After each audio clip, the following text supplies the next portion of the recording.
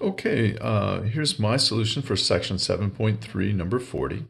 The problem's asking for you to show that f of x equals x over e to the x minus 1 minus the natural log of 1 minus e to the negative x is decreasing for x greater than 0. Okay, so decreasing, what does that mean? Well, a decreasing function will have a negative derivative.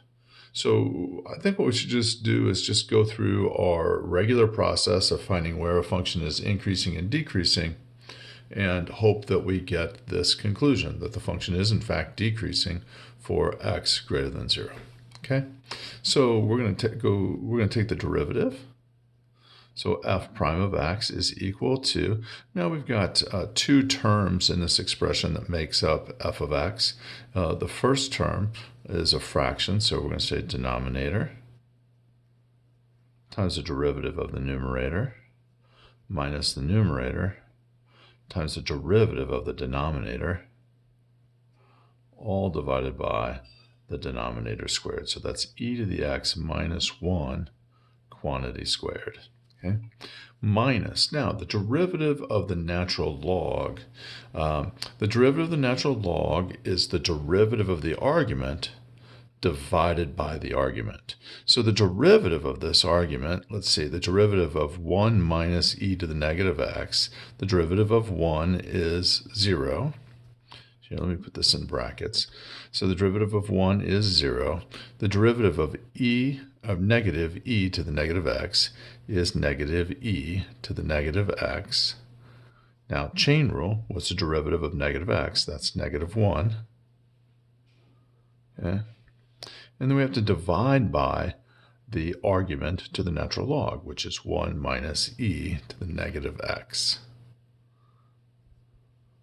Like so. Okay, not too pretty, but let's pretty this up a little bit. Okay, let's say that f prime of x is equal to e to the x minus 1 minus x e to the x divided by e to the x minus 1 squared.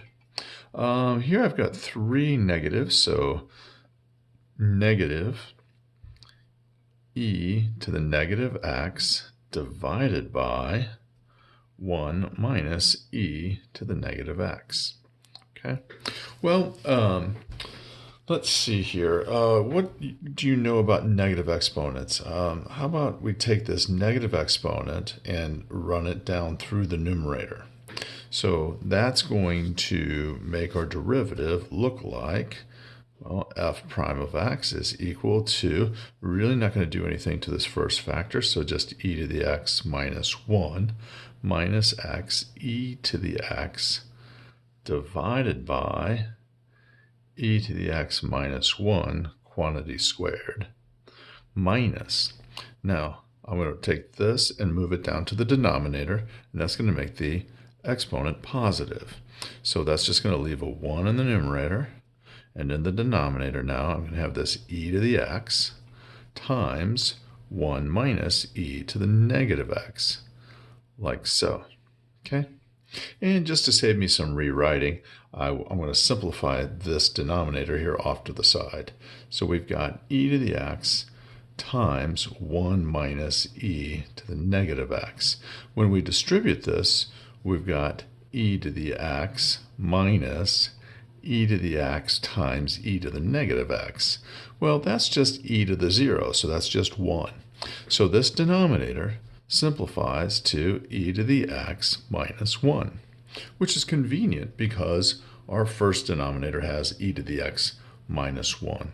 So we're going to rewrite our derivative now as f prime of x is equal to e to the x minus 1 minus x e to the x all over e to the x minus 1 squared minus 1 over e to the x minus 1, like so. Okay? So after doing a little bit of algebra there, let's go ahead and set our derivative equal to 0 so we can find our split points. Okay, so if we set if we set our derivative equal to 0, then I'm going to take this factor, I'm going to take this term and move it to the other side.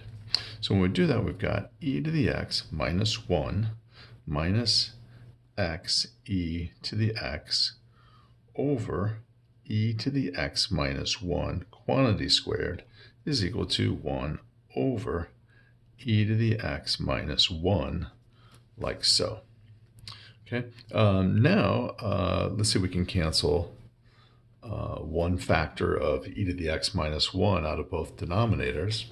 And then I think I'll go ahead and multiply both sides by e to the x minus 1. So that's going to give me e to the x minus 1 minus x e to the x equals e to the x minus 1, like so.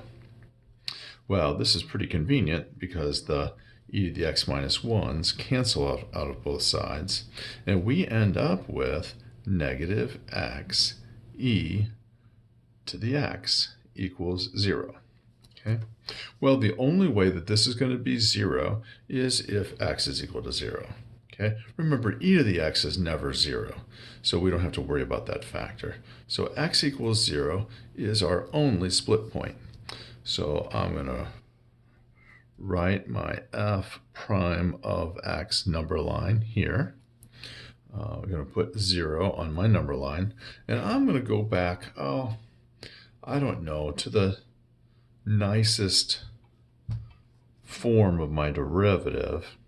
And how about if we just plug a positive 1 in here, just to check, just to make sure. Remember, 0 is my split point. So I really, by all rights, I should check negative 1 and 1. I need to test a number in each one of these intervals to see if the derivative is positive or negative. So if I plug positive 1 into this derivative, I've got, well, let's see. I think I should do this a little bit more slowly.